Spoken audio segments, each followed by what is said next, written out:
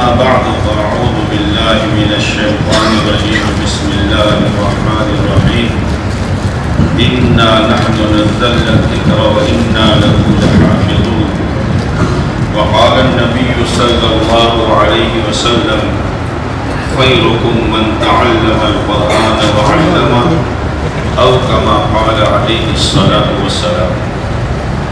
میرے محترم دوستوں بزرگوں، ہم سب کی خوش نصیبی ہے کہ اللہ تعالیٰ نے ایسی مبارک مجلس میں، جس مجلس کی نسبت اللہ کے کلام کے ساتھ ہے، ایسی مبارک مجلس میں جن مجالس کو فرشتے تلاش کرتے ہیں، اور جب کہیں ایسی مجلس پاتے ہیں تو آپس میں ایک دوسرے کو کہتے ہیں ہلوموا الی حاجتکم، آؤ آؤ یہاں تمہاری حاجت پوری ہو۔ یہ مجلس معمولی نہیں ہے۔ جب سے آپ حضرات بیٹھے ہیں ان مجلس میں، مختلف قسم کے پروگرام بچوں کے ذریعے سے اساتذہ نے پیش کیے۔ عام طور سے جلسوں میں جو پروگرام پیش کیے جاتے ہیں یہ کوئی رسمی اور رواجی نہیں ہوتے، اس کے پیچھے بہت بڑا مقصد ہوتا ہے۔ زبان بچے کی ہوتی ہے لیکن بات بہت گہری ہوتی ہے، لیکن ہم لوگ کیونکہ بچہ بولتا ہے اس لیے اس کو ٹال دیتے ہیں۔ مسئلہ یہ ہے کہ بعض باتیں ایسی ہیں کہ ڈائریکٹ اگر مجمع کے ایک ایک فرد سے کہی جائے تو شاید وہ برداشت نہ کر سکے، اس لیے کہ مزاج آج کل دینی نہیں رہا، اس لیے جلسہ ایک عنوان ہوتا ہے۔ اس عنوان سے اساتذہ اپنے طلباء کو ایسے پروگرام دیتے ہیں جن پروگرام کے ذریعے سے اس وقت میں امت کی رہبری کرنے کی ضرورت ہوتی ہے۔ ایسے ایک وقت پاس میں نے دیکھا مضامین ماشاءاللہ سیرت پر بھی ہے، دوسرے عنوان پر بھی ہے، لہذا ہمیں یہاں سے کچھ لے کر جانا چاہیے، خالی ہاتھ نہیں جانا چاہیے، اپنے بارے میں کچھ فیصلہ کرنا چاہیے کہ یہ جو میرے سامنے مختلف عنوان سے دین کی باتیں آئی، میری زندگی میں، میرے گھر کی مستورات میں، میری اولاد و نسلوں میں کہاں کہاں کمی ہے۔ سمجھدار آدمی کمی کو دور کرتا ہے۔ جیسے کوئی آدمی گاڑی لے کے سفر کرتا ہے تو اس کے ہڈ کو نہیں دیکھتا، سیٹوں کو نہیں دیکھتا، کلر کو نہیں دیکھتا، ماڈل کو نہیں دیکھتا، وہ گاڑی کی کمی کو دیکھتا ہے۔ ہوا کتنی کم ہے، آئل کتنا کم ہے، پیٹرول اور ڈیزل کتنا کم ہے، اس لیے اس کو آگے سفر کرنا ہے۔ ہمیں بھی سفر کرنا ہے یہاں سے اللہ کے دربار میں پیش ہونا ہے۔ لہذا ہماری زندگی میں کسی لائن کی بھی، عقائد کے لائن کی، عبادت کے لائن کی، معاملات کے لائن کی، معاشرت کے لائن کی، اخلاقیات کے لائن کی کوئی ایسی کمی نہ ہو جس کمی کی وجہ سے اللہ ہماری زندگی کو ناپسند کرے۔ یہ سمجھداری کی بات ہے کہ اپنی زندگی کی کمی کو دیکھو کہ کہاں کہاں کمی ہے، پھر اس کو دور کرنے کی علماء کی رہبری میں کوشش کرو۔ اگر علماء کی رہبری نہ رہی، اسی لیے لکھا ہے کہ اگر علماء نہیں رہیں گے تو عوام میں اور جانوروں میں کوئی فرق نہیں ہوگا، اس لیے کہ جانور کو کوئی لگام ہے ہی نہیں، جو چاہے کھا لو، جو چاہے پی لو، جہاں چاہے گھوم لو، کوئی نہیں۔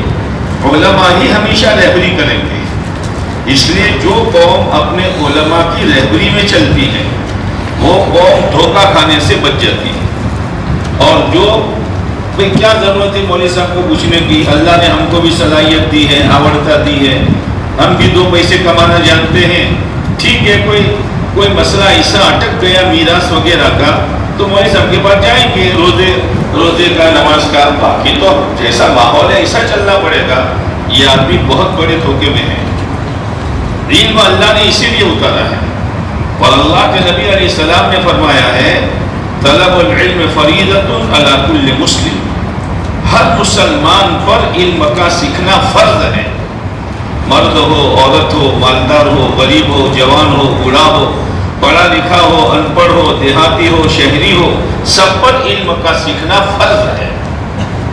آج ہم نے علم بچوں کے حوالے کر دیا، ہم سب آزاد ہو گئے، جس کی وجہ سے عقائد سے لے کر اخلاق تک ہر شعبے میں کیا کہیں آپ کو، گڑبڑی ہی گڑبڑی ہے،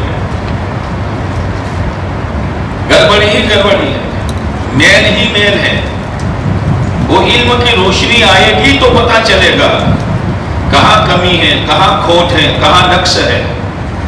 اس لیے میرے دوستو، ان مدارس کی قدر کرنے کی ضرورت ہے۔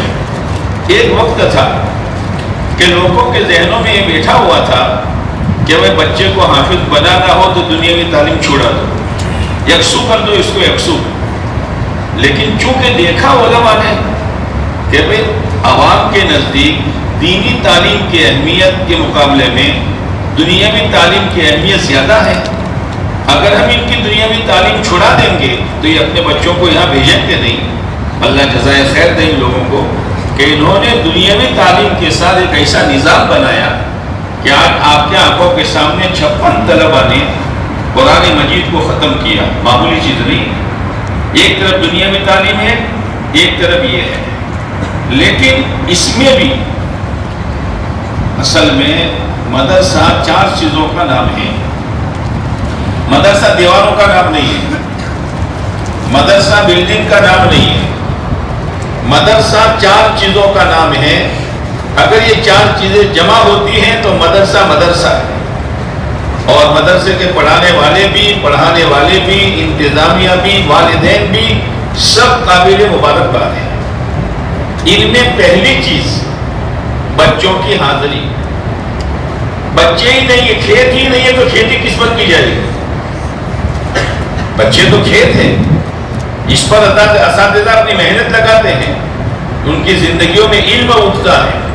اس لیے ماں باپ کی یہ ذمہ داری ہے کہ اپنے بچوں کو پابندی کے ساتھ، چاہے حفظ پڑھتے ہو، ناظرہ پڑھتے ہو، قاعدہ پڑھتے ہو، لیکن اپنے بچوں کو پابندی کے ساتھ بھیجو۔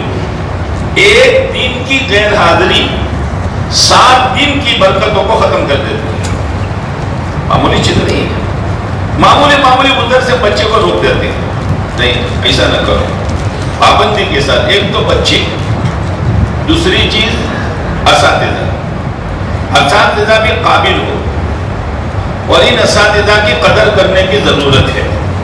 انتظامیہ کا کمال یہ ہے کہ اچھے استاد کو پکڑ کر رکھے، جانے نہ دیں، جانے نہ دیں۔ بات دوا بڑی ناقدری ہوتی ہے، اس لیے وہ استاد بنا بنایا دوسری جگہ چلا جاتا ہے۔ انتظامیہ کا کمال یہ ہے کہ استادوں کو جو ضرورت ہے، بچوں کو جو ضرورت ہے پڑھنے کی لائن کی، ان ضروریات کا پورا انتظام کریں، اور اساتذہ کو اپنا محسن سمجھیں کہ اگر خالی انتظام ہوتا، اساتذہ نہ ہوتے تو مدرسہ نہیں چل سکتا۔ اساتذہ قابل ہیں لیکن طلبہ نہیں ہیں تو بھی مدرسہ نہیں چل سکتا۔ اس کے علاوہ انتظامیہ مدرسین کی قدر کرے۔ مدرس جو ہے وہ خلیق بھی ہو اور خبیر بھی۔ خلیق اس لیے کہ مدرس کی زندگی میں جو ہوگا وہ طلبہ میں آئے گا۔ مدرس بااخلاق ہو اور خبیر ہو۔ کیا مطلب خبیر ہونے کا؟ خبیر ہونے کا مطلب یہ ہے کہ ایک ایک بچے سے واقف ہو، کون سے خاندان کا ہے، کون سی برادری کا ہے، اس برادری کی دینی سطح کیا ہے، یہ کون سے ماحول میں سے آیا ہے، یہ مدرس کے سامنے ہونا چاہیے۔ تو مدرس خبیر بھی ہو، اور مدرس خلیق بھی ہو، اور مدرس حلیم بھی ہو۔ علم بہت ضروری ہے۔ جذباتی آدمی کام نہیں کر سکتا، جذباتی آدمی کام نہیں کر سکتا۔ کوئی تاجر جس کے مزاج میں چیڑا پن ہے، ذرا گاہک کی بھیڑ ہوگی تو غصے ہو جاتا ہے، ذرا گاہک لائن سے 19 منٹ تو غصے ہو جاتا ہے، دوبارہ اس کی چوکھٹ پر کون چڑھے گا؟ ایک مرتبہ ایک آدمی ایک بنیے کی دکان پر گیا، لالا جی گلاب کا پانی ہے؟ اب لالا جی کو تو پیسوں سے مطلب، اس نے ایک بوتل نکالی اور اپنے ہاتھ میں رکھی، دیکھو بہن جی یہ گلاب کا پانی ہے، گلاب کا پانی، یہ گلاب کا پانی ہے بہن جی، اگر اتنی چھوٹی بوتل پورے کنویں میں ڈالو گے نا، پورے کنویں کا پانی خوشبودار ہو جائے گا، لو۔ اب یہ جب بھی ضرورت پڑے گی اور کسی کی دکان پر جائے گی، بولو نہیں بولو، نہیں جا سکتی۔ ہاں، علم کے لیے حلم ضروری ہے، اسی لیے انبیاء علیہ السلام کو اللہ نے علم بھی دیا اور حلم بھی دیا۔ آپ سوچئے، نبی کو پاگل کہا گیا، نبی کو مجنون کہا گیا، نبی کو گمراہ کہا گیا، نبی کو بے وقوف کہا گیا، بہترین جواب دیا، یا قوم لیس بی سفاہا، یا قوم لیس بی ضلالہ، میں گمراہ نہیں ہوں، میں تمہارا خیر خواہ۔ اس لیے میرے دوستو، تین چیزیں، ایک تو انتظامیہ مضبوط ہو، مضبوط ہونے کا مطلب، ایک بات میں آپ کو کہہ دوں، مضبوط ہونے کا مطلب یہ نہیں ہے، بعض مدرسوں میں درسگاہوں میں کیمرے لگاتے ہیں، کیمرے کیوں لگاتے ہو؟ آپ کو مدرسین پر اعتماد نہیں ہے؟ اس کا مطلب یہ ہے کہ آپ مدرسین کو ڈاؤٹ کی نظر سے دیکھ رہے ہیں، یہ صحیح نہیں، یہ دلوں کو توڑ دے گی، یہ دلوں کو توڑنے والی چیز ہے۔ مدرسین پر پورا اعتماد ہو، یہ ہمارے اساتذہ ہیں، یہ ہمارے بچوں پر دل و جان سے محنت کرتے ہیں، ڈاؤٹ کی نظر سے نہ دیکھیں۔ مضبوط ہونے کا مطلب ان کی ہر لائن کی ضرورت کا انتظام کریں، یہ مضبوط انتظامیہ ہے۔ دوسری بات، اساتذہ محنتی ہو، خلیق بھی ہو، خبیر بھی ہو، حلیم بھی ہو، سب بچے برابر نہیں ہوتے۔ اچھا، دوسری بات کہ تو اللہ کا قرآن ہے، جب آپ علیہ السلام پر پہلی وحی آئی تو جبرائیل امین نے آپ علیہ السلام کو زور سے دبایا چھاتی سے اور فرمایا پڑھو، کہ میں پڑھا ہوا نہیں ہوں، پھر زور سے دبایا، پھر کہا پڑھو کہ میں پڑھا ہوا نہیں ہوں، پھر زور سے دبایا کہ پڑھو، پڑھا ہوا نہیں ہوں۔ معلوم ہوا کہ قرآن کے یاد کرنے کے لیے دباؤ کی ضرورت ہے، نہ ہلدی لگے نہ پھٹکڑی رنگا میں چوکھا، یہ تو نہیں ہوگا۔ بعض ماں باپ بہت نادان ہوتے ہیں، حالانکہ مدرس طلباء کو بہت حکمت کے ساتھ چلاتے ہیں، مگر ذرا کوئی شکایت کی، طلباء کے سامنے مدرسین کو بے تکی بات کہہ دیتے ہیں، مجھے دیکھو پڑھا تو مارنے کا نہیں ہے، یہ بھی اچھا نہیں رہے گا، یہ بچہ پڑھے گا، یہ بچہ پڑھے گا۔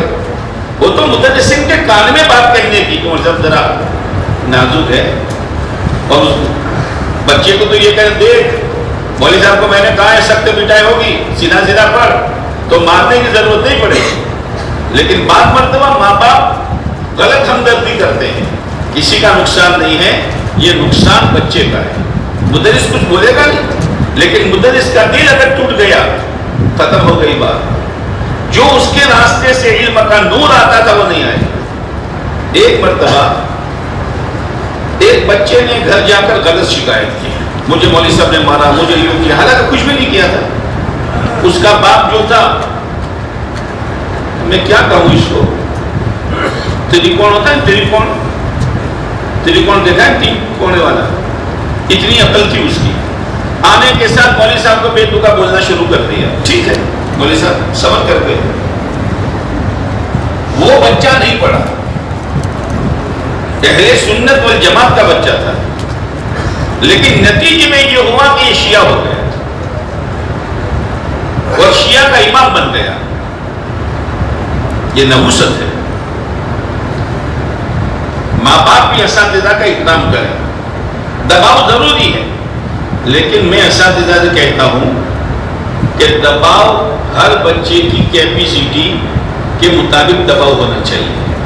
یہ استری جو ہوتے ہیں نا، استری ہم در پر کیا کہتے ہیں، استری کہتے ہیں، کتنی گرم کرو گے کہ جیسا کپڑا، اگر کاٹن ہے تو ہل کر دو اور ململ ہے تو ہل کرو، ململ ہے تو ہل کرو تو گیا کپڑا۔ استری ضروری ہے بل کو دور کرنے کے لیے، دباؤ ڈالنے کے لیے میرے دوستوں، تھوڑا دباؤ ڈالنے کے لیے تھوڑا رخ بدلنا پڑتا ہے۔ حالانکہ مدرس کوئی دشمن نہیں ہے، مدرس اس کی ہمدردی میں ایک سمجھدار بچہ ہے، سبق یاد کر سکتا ہے لیکن وہ یاد نہیں کرتا۔ ایک تو ماحول کی ضرورت ہے اور ایک دباؤ کی ضرورت ہے۔ تو بچے پابندی کے ساتھ آوے، اساتذہ محنتی ہو۔ جب اساتذہ خلیق ہوں گے، خبیر ہوں گے، حلیم ہوں گے تو پھر یہ استاد ملہم بنے گا۔ اللہ کی طرف سے الہام کیا جائے گا کہ اس بچے کو کیسے چلانا ہے، اور یہ مدرس طلبہ کے ساتھ ایسی ہمدردی کرے گا کہ اپنی اولاد کے لیے کم دعائیں کرے گا، پڑھنے والوں کے لیے زیادہ دعا کرے گا۔ ان کے ماں باپ کو پتہ ہی نہیں ہے کہ میرا بیٹا کیسے چل رہا ہے، یہ اپنے استاد محترم کی راتوں کی دعا کی برکت سے چل رہا ہے۔ اس لیے طلبہ سے میں کہتا ہوں کہ نعمت اللہ نے تم کو جو دی ہے، ایک طرف تم نے محنت کی ہے، اس کے ساتھ ساتھ تمہارے اساتذہ نے محنت کی ہے، معمولی چیز نہیں ہے، بہت بڑی نعمت لے کے آپ جا رہے ہو، لیکن اس نعمت کو ضائع مت کرنا۔ اس لیے اس نعمت کی حفاظت کا سامان یہ ہے۔ میل والیوں سے کہتا ہوں، آج تمہارے گھر میں جو خوشی کا دن آیا ہے، شاید اور کوئی دن ایسا خوشی کا آوے۔ اللہ کا بہت شکر ادا کرو۔ آپ کی بچیاں بھی، آپ کی بیٹیاں بھی، آپ کی بہویں بھی، آپ کی عورتیں بھی آج اللہ کا جتنا شکر ادا کرے اتنا کم ہے، اور ان طلبہ کو سونے سے تولا جائے تو بھی کم ہے۔ لیکن جیسا انعام آنا چاہیے ایسا انعام طلبہ کے لیے بھی نہیں آیا اور اساتذہ کے لیے بھی نہیں آیا۔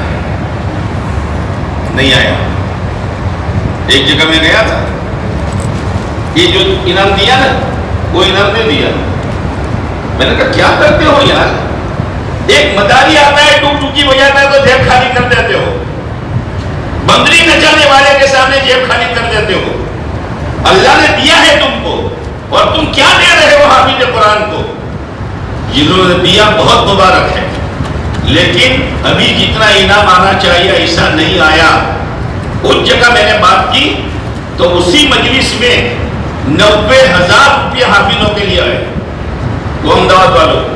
اب میں اپنی بیان آگے نہیں کروں گا، اب جیب ڈھیلی کرو تم اور دینا شروع کرو۔ قرآن پر دو، قرآن پر آپ کی ساتھ ساتھ نسل خدا نواز دے گا۔ قرآن کی نسبت سے دینا شروع کرو، جلدی کرو۔ 12 سال میں پہلی مرتبہ موقع ہے۔ ارے یہ زمین جو ہے وہ فخر کر رہی ہے۔ آج اس کی پیٹھ پر کیا ہوا ہے؟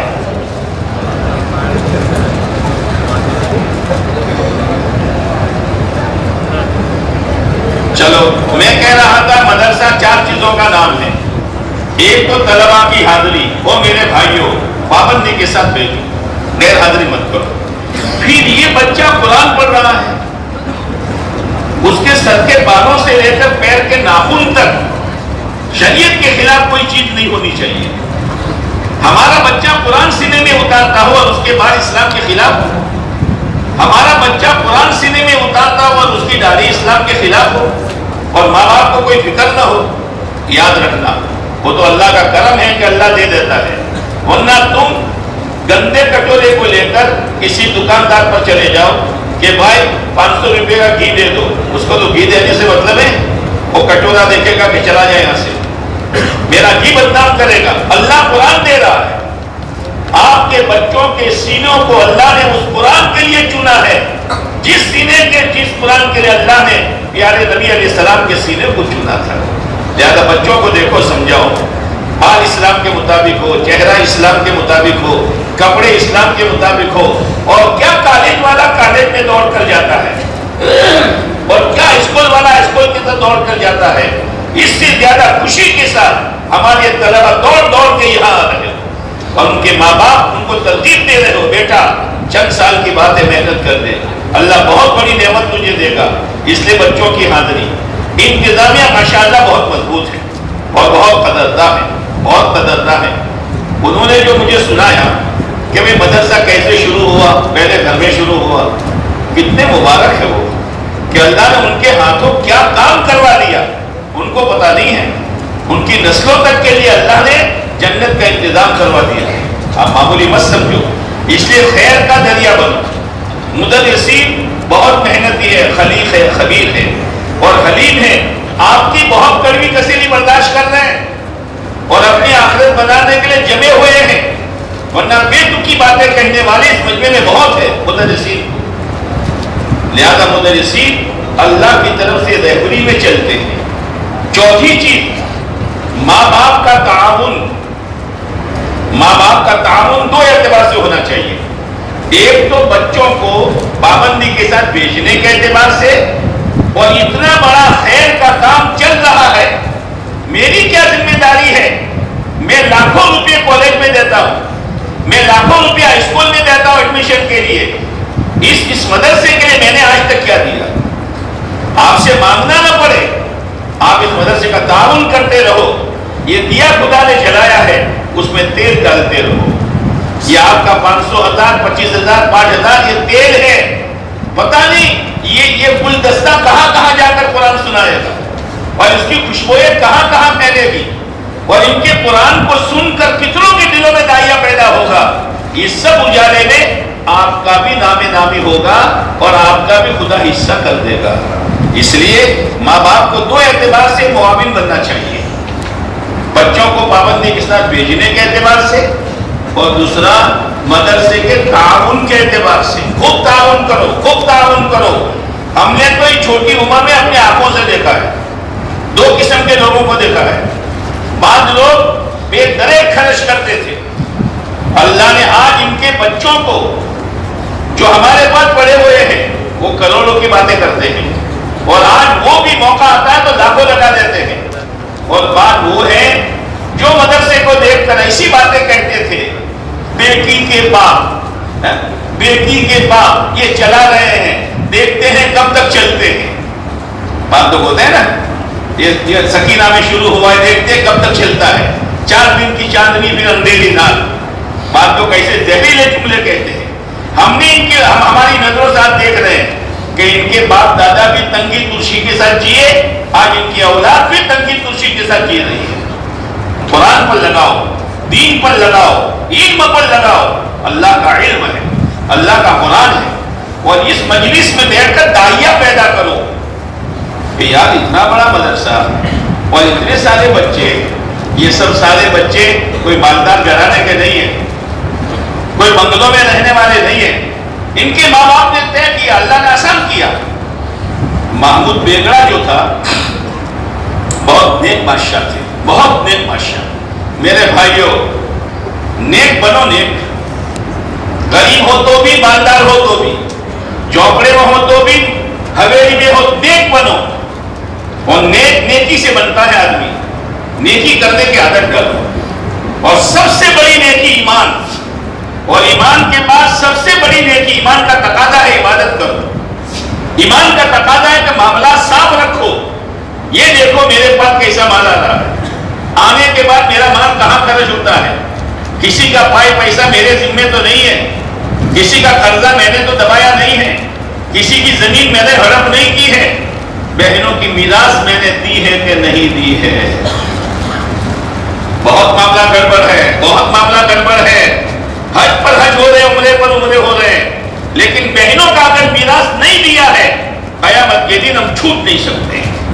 اور معاشرہ کا دباؤ اتنا ہے کہ کوئی بہن اپنے بھائی سے میراث مانگ نہیں سکتی. جس بہن نے میراث مانگی اس بہن سے بڑا دشمن کوئی نہیں ہوگا بھائی کی نظر میں، اور وہ بہن دوبارہ بھائی کے آنگن میں قدم نہیں رکھ سکتی. جو حصہ اللہ نے دیا ہے تو اس کو دبا رہا ہے، تو اس کو ختم کر رہا ہے. صحیح نہیں ہے. معاملات صاف رکھو، معاشرت پاکیزہ رکھو، تاکہ دیکھنے کے ساتھ پتہ چلے مسلمان کی بچی جا رہی ہے، مسلمان خاتون جا رہی ہے، مسلمان جوان جا رہا ہے. یہ مسلمان تاجر ایسا ہوتا ہے، مسلمان دکاندار ایسا ہوتا ہے. اسلام کو اپنی زندگی میں لاؤ. یہ ایمان کا تقاضا ہے کہ معاشرت پاکیزہ بناؤ، اخلاق بلند سے بلند بناؤ. یہ سب سے بڑی نیکی ہے. اب اتنا بڑا مجمع آیا ہے، اندر میں داعیہ پیدا ہو. تو محمود بیگڑا ہر رمضان میں حافظوں کو بلاتے تھے. قرآن کی تراویح سنتے تھے، قرآن کی. رمضان آ رہا ہے، رمضان کتنے گئے، رمضان کیا قدر کی ہے، کیا قدر کی ہے. روزے مرے منہ سے رکھتے ہیں، مرے منہ سے، اور بہت سے روزے رکھتے ہی نہیں ہیں.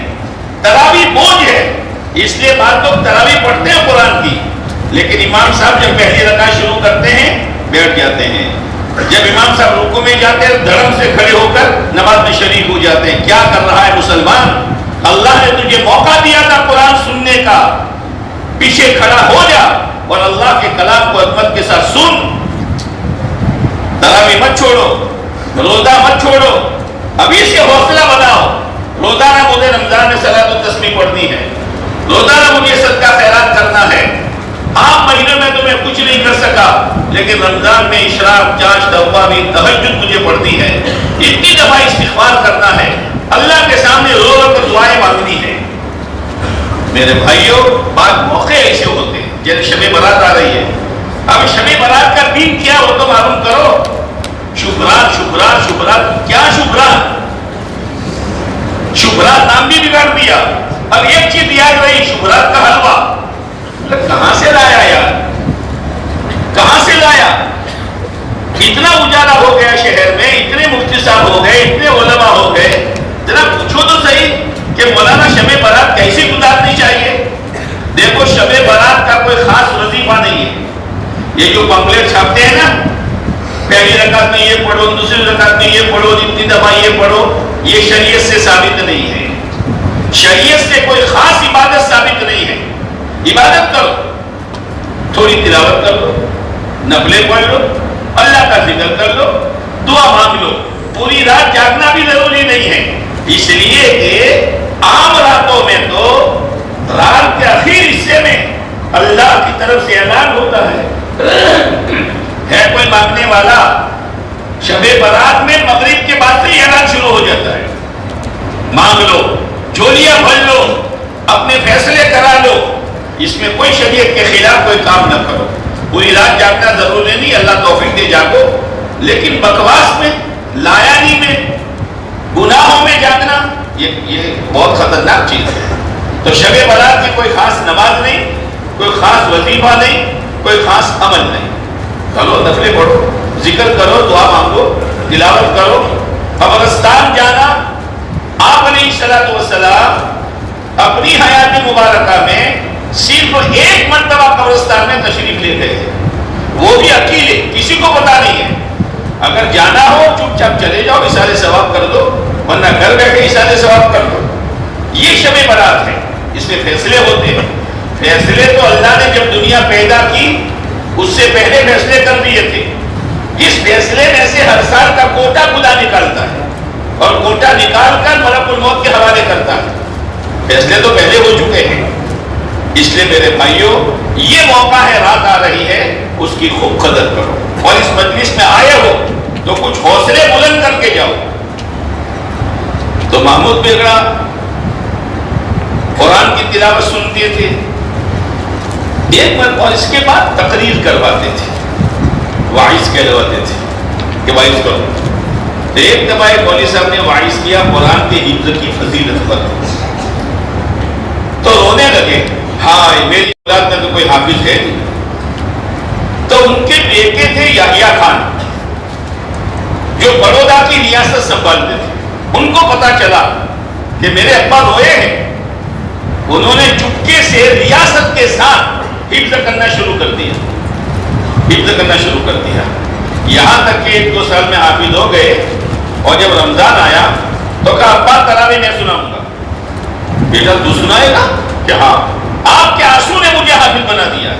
اللہ کرے ہمارا یہ مجمع دل پر لے کر جائے کہ اتنے سارے 56 ہیں، ان میں میرا تو کوئی نہیں ہے، نہ میرا نواسا ہے، نہ میرا پوتا ہے، نہ میرا بھائی ہے، میرا گھر تو خالی ہے. لہذا آپ حضرات بھی نیت کر کے جاؤ کہ انشاءاللہ مجھے اپنے اولاد میں سے کسی نہ کسی کو حافظ قرآن بنانا ہے. نیت کرتے ہو؟ انشاءاللہ میں کرنٹ نہیں ہے، زور سے بولو. اللہ قبول فرمائے. آمین. عالمگیر رحمت اللہ علیہ کا بیٹا جب حافظ قرآن بنا، بادشاہ ہے، حافظ قرآن بنا. تو عالمگیر رحمۃ اللہ نے کہا دادا کے پاس جاؤ بیٹا شاہ جہاں کے پاس اور دعائیں لے لو. گیا دادا دعا دے دو کہ کھائے کہ بیٹا کیا حافظ بن گیا ہوں؟ تو بہت اچھا. سر پہ ہاتھ پھیرا دعا دی. پھر کہا تیرے ابا سے کہنا تو نے تو اپنی جنت بنا لی، میری جنت کا کیا؟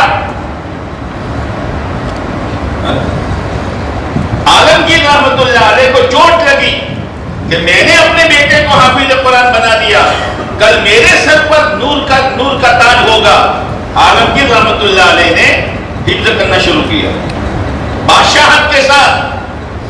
او دکانداروں، او کارخانے والوں، او فیکٹریوں والوں، تھوڑا تھوڑا یاد کرنا شروع کرو. اللہ بڑے مہربان ہیں. اگر آپ نے پورا قرآن یاد کرنے کی حفظ کرنے کی نیت کی اور سورہ فاتحہ بھی پوری نہیں ہوئی، موت آ گئی، قیامت کے دن اللہ حافظوں میں شمار کرے گا. ایک ایک آیت یاد کرو، نیت کرو حافظ بننے کی. تو عالمگیر رحمۃ اللہ علیہ نے حفظ پورا کیا. تو بادشاہ شاہ جہاں سے کہا ابا آپ کا بھی جنت کا انتظام ہو گیا. کہ کیسے کہ میں نے حفظ کیا ہے. یہ تھے اہمیت ہوتی تھی، عظمت ہوتی تھی. اللہ کرے ہمارے دلوں میں یہ ولولہ پیدا ہو، ہمارے دلوں میں شوق پیدا ہو. ان مدرسوں کی قدر کرو اور 4 لائن کی جو ذمہ داری میں نے بتائی ہر ایک اپنی ذمہ داری پوری کرے.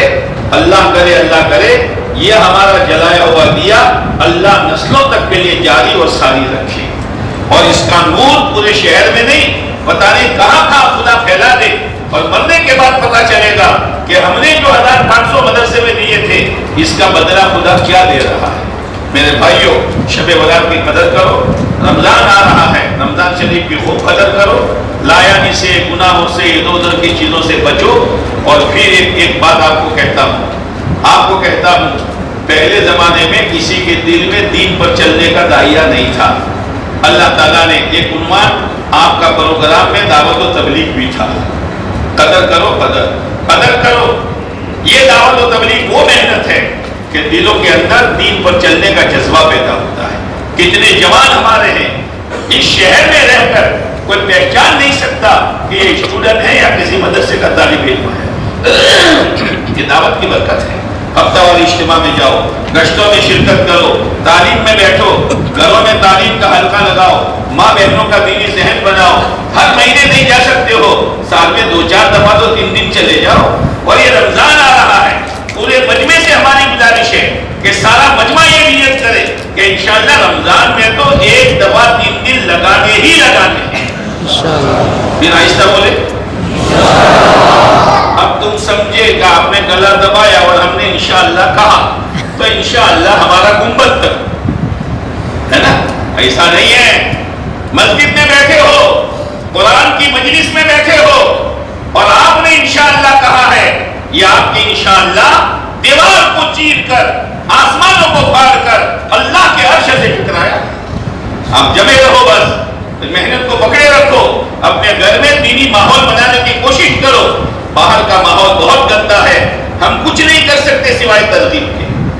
گھروں کی تعلیم کو مضبوط کرو، گشتوں میں شرکت کرو. آہستہ آہستہ دین کی بات سنتے سنتے دین پر چلنے کا جذبہ اور شوق اور ولولہ پیدا ہوگا. کرو گے انشاءاللہ، کرو گے انشاءاللہ، کرو گے انشاءاللہ. میں زور سے بولوں تو تم زور سے بولو. اللہ آپ حضرات کو بہت قبول فرمائے، ہماری مجلس کو اللہ قبول فرمائے. حدیث پاک میں آتا ہے جس مجلس میں قرآن ختم ہوتا ہے اس مجلس میں جو دعا کی جاتی ہے اللہ قبول کرتا ہے. اس لیے بہت اہتمام کے ساتھ، دھیان کے ساتھ، عاجزی کے ساتھ، سائل بن کر، محتاج بن کر اللہ سے دعا مانگنی ہے. اس کے بعد انشاءاللہ ہماری مجلس پوری ہوگی.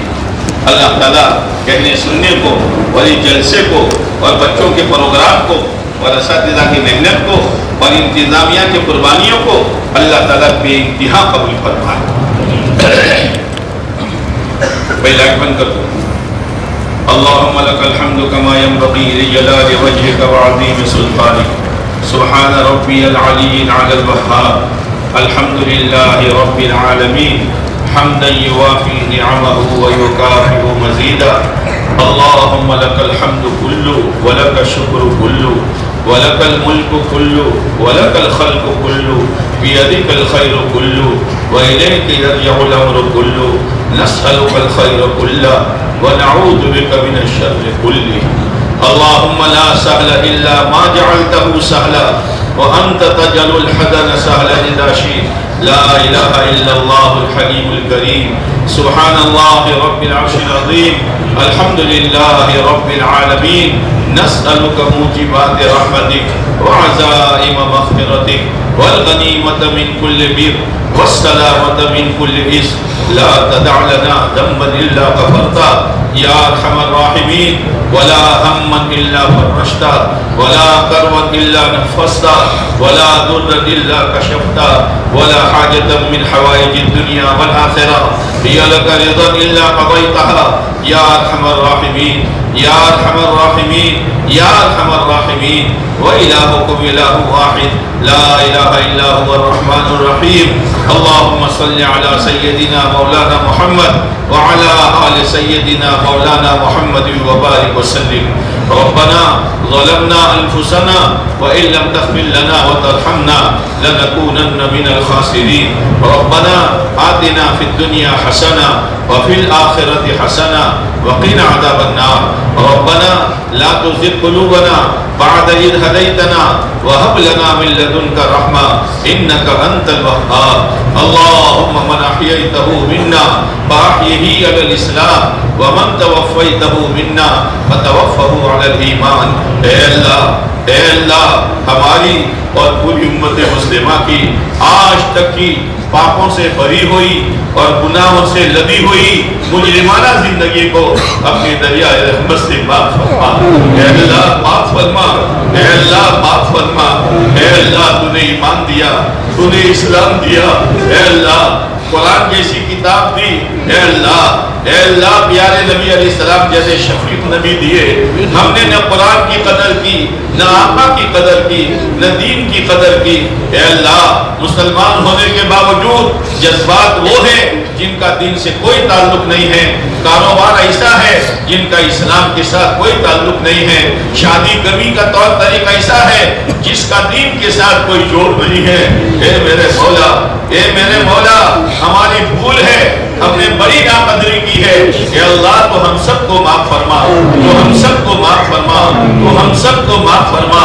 اے اللہ امت حالات میں ہے اے میرے مولا امت حالات میں ہے امت میں حالات اس لیے نہیں کہ اس کے پاس کارخانے نہیں اس کے پاس فیکٹری نہیں اس کے پاس مال و دولت نہیں اس کے پاس زمین و جائیداد نہیں اس کے پاس عہدہ و ڈگری نہیں اور اس کے پاس ایجوکیشن نہیں اے اللہ حالات کی وجہ یہ ہے کہ اس نے تیرے دین کو چھوڑا ہے جب تک امت دین پر نہیں آئے گی حالات کے سدھرنے کا کوئی سوال ہی نہیں ہے اے میرے مولا اے میرے مولا اے میرے مولا ہم نے قرآن چھوڑا ہم نے دین چھوڑا ہم نے اسلام چھوڑا ہمیں پیارے نبی کی سنتیں چھوڑی یا اللہ کیا چھوڑا ہم نے جس کے نتیجے میں ذرہ ذرہ دشمن بن گیا ہماری ہر چیز خطرے میں پڑ گئی اے اللہ ہمارے مدارس ہمارے مکاتب ہمارے مراکز دینیا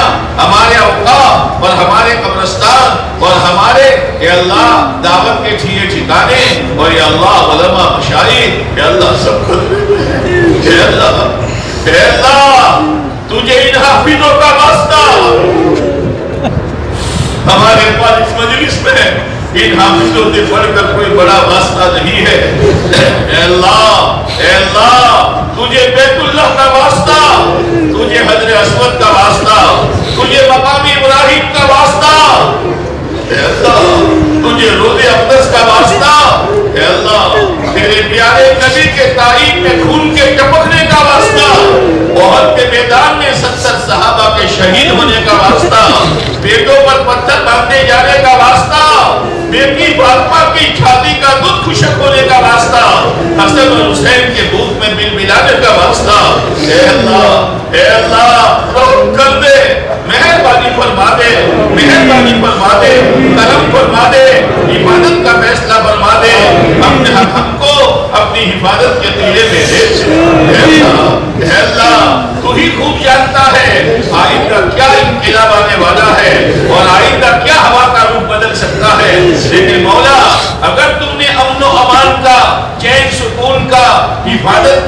اے اللہ اور عافیت کا فیصلہ تو نے کر لیا کہ اللہ ہمیں کسی چیز کا ڈر نہیں ہے۔ اے اللہ ان پادریوں کو معاف فرما دے، ان مجرموں کو معاف فرما دے۔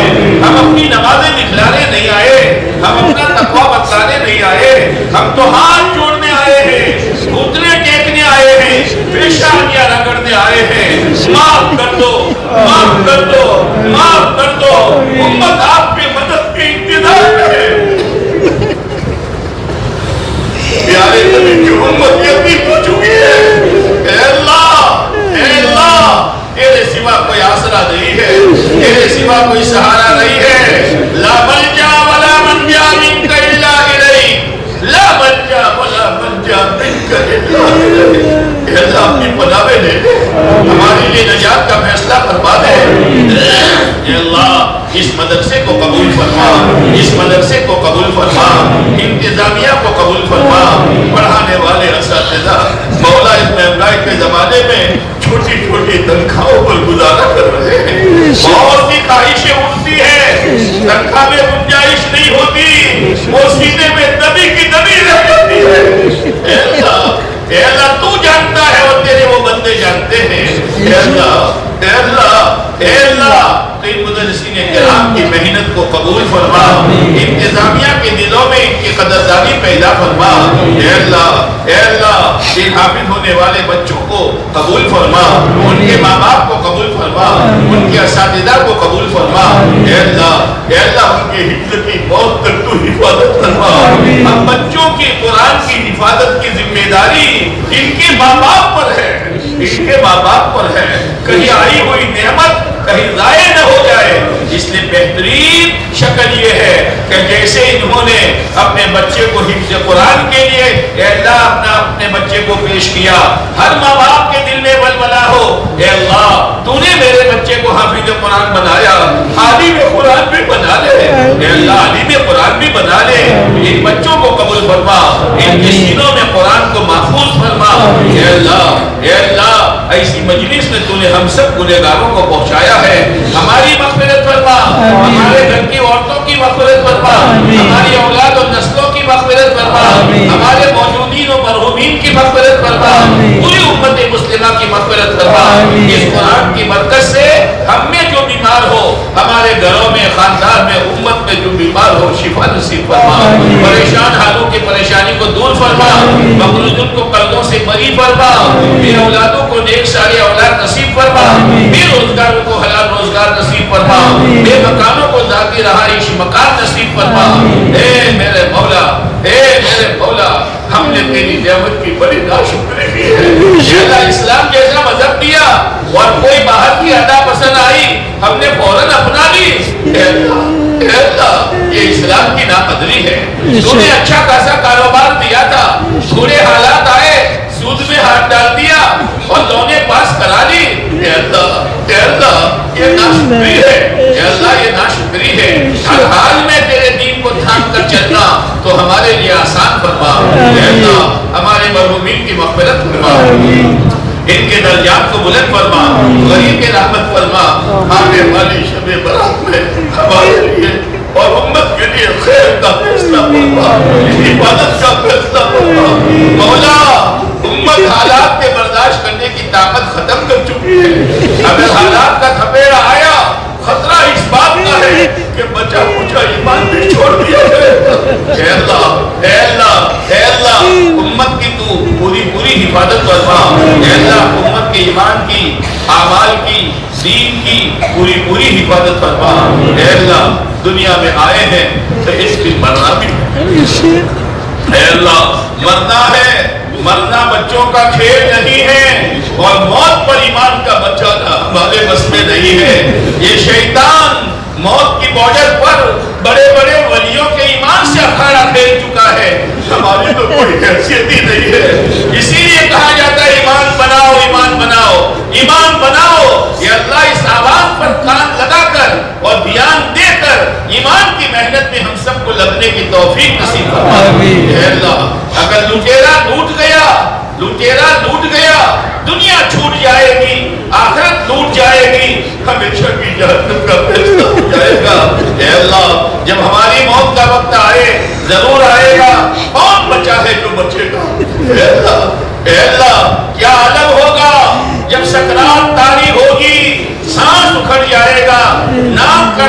ٹیڑھا ہو جائے گا، کل پٹیا بیٹھ جائے گی، پنڈلیا ڈھیلی پڑ جائے گی، لوگ زمزم پلائیں گے، ہوٹھوں کے کنارے سے باہر آ جائے گا۔ اے اللہ، اے اللہ، وہ منظر آنے والا ہے، وہ منظر آنے والا ہے۔ اے اللہ، اے اللہ، اس وقت تو ہماری ایمان کی حفاظت فرما۔ اے اللہ، جب وہ موت کا وقت آئے، ہماری زبان پر کلمہ شہادت ہو، ہمارے دل میں تیری ملاقات کا شوق ہو، انتہائی تیری رضا اور قرب والی آسان موت ہمارے لیے مقدر فرما۔ دنیا بکتے بکتے مرنے سے، دنیا بٹورتے بٹورتے مرنے سے، تیری ناراضگی کی موت سے، اچانک کی موت سے، ایکسیڈنٹ کی موت سے، دواخانے کی موت سے، بغیر وصیت کے مرنے سے، اور تیرے پیارے نبی علیہ السلام نے جن جن موتوں سے پناہ مانگی ہے، اس سے ہماری اولاد و نسلوں کی اور پوری امت مسلمہ کی تو حفاظت فرما دی۔ اے اللہ سکرات آسان فرما۔ مرنے کے بعد پہلا مرحلہ قبر کا ہے، جس قبر کے بارے میں تیرے پیارے نبی علیہ السلام کا فرمان ہے، میں نے قبر سے زیادہ ہولناک منظر اور کوئی منظر نہیں دیکھا ہے۔ اے اللہ، اگر بغیر توبہ کے پاپوں کا پوتلا دے کر قبر میں اتار دیا گیا، اے میرے مولا کیا کریں گے، کیا کریں گے؟ اے اللہ، اے اللہ، جب ہماری لاش قبر میں اتاری جائے، اس سے پہلے تو ہماری مغفرت کا فیصلہ فرما، ہماری قبر کو جنت کا باغ بنانے کا فیصلہ فرما۔ اے اللہ، قبر کا قصہ پورا ہوا، حشر میں تجھے اور تیرے محبوب علیہ السلام کو منہ دکھلانا ہے۔ ہماری زندگی جو ابھی گزر رہی ہے، وہ تو اس قابل نہیں ہے کہ ہم تجھے اپنا چہرہ بتا سکے اور تیرے پیارے نبی کو منہ بتا سکے۔ اے اللہ، اے اللہ، ظاہری دین بھی دے دے اور باطنی دین بھی دے دے۔ اے اللہ، اس مدرسے کے بچوں نے ظاہری دین پر اور باطنی دین پر بڑی روشنی ڈالی ہے۔ اے اللہ، ہر ایک کو اس پر عمل کرنے کی توفیق نصیب فرما۔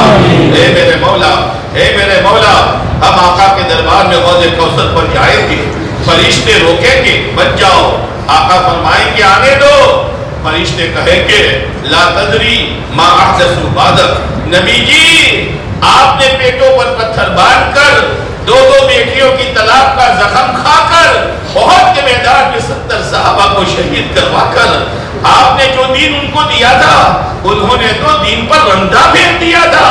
آقا فرمائیں گے سوکن سوکن سوکن، دور ہو جاؤ، ہٹو، منہ کالا کرو، میرے پاس نہ ہو۔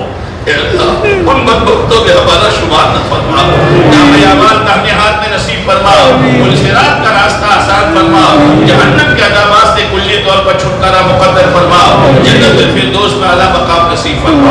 مولا، مولا، ہم نے اجتماعی طور پر یہ دعا مانگی ہے، اب تھوڑی دیر کے لیے ہم انفرادی طور پر تیرے دربار میں بھیک مانگتے ہیں۔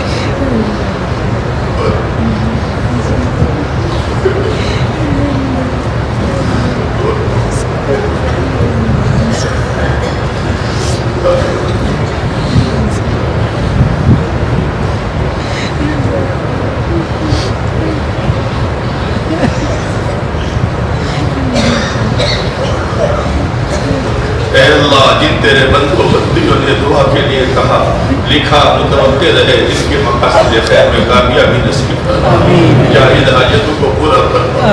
اے اللہ، اے اللہ، آپ کے ذات عالی کے بعد ہمارا سب سے بڑا محسن ہمارے آقا تاجدار مدینہ فخر دو عالم محمد مصطفیٰ احمد مجتبیٰ صلی اللہ علیہ وسلم ہے۔ ہم آپ کے احسان کا بدلہ نہیں دے سکتے ہیں، ہم تو صرف آپ کی بارگاہ میں یہ کہتے ہیں آج تک جتنے ستارے جگمگائے ہیں قیامت تک جگمگائیں گے، جتنے ریت کے دانے چمکے ہیں قیامت تک چمکیں گے، اور جتنے درختوں کے پتے اگے ہیں قیامت تک اگیں گے، اور جتنے بارش کے قطرے گرے ہیں قیامت تک گریں گے۔ ان سب کی تعداد کے برابر ہم میں سے ایک ایک کا نام لے کر ہمارے آقا کی خدمت میں صلاۃ و سلام کا نذرانہ پیش کر دیجئے۔ ان اللہ و ملائکتہ یصلون علی النبی یا ایھا الذین آمنوا صلوا علیہ وسلموا تسلیما۔ اللہم صل علی سیدنا مولانا محمد وعلی آل سیدنا مولانا محمد وبارک وسلم۔ اے اللہ پیارے نبی علیہ السلام نے جو خیر مانگی ہمیں اور پوری امت کو نصیب فرما، ان شرور سے پناہ چاہیے، ہماری اور پوری امت کی اپنے کرم سے حفاظت فرما۔ ربنا تقبل منا انک انت السمیع العلیم۔ اے اللہ جن تیرے بندوں نے اساتذہ کے احترام میں طلباء کی دلجوئی کے لیے تیری رضا کی نیت سے جو کچھ انعام دیا ہے قبول فرما، قبول فرما، قبول فرما، دنیا اور آخرت میں اس کا بہترین بدلہ نصیب فرما۔ ربنا تقبل منا انک انت السمیع العلیم وتب علینا انک انت التواب الرحیم۔ صلی اللہ تعالی علی خیر خلقہ محمد وعلی آلہ واصحابہ اجمعین، آمین آمین یا رب العالمین برحمتک یا ارحم الراحمین۔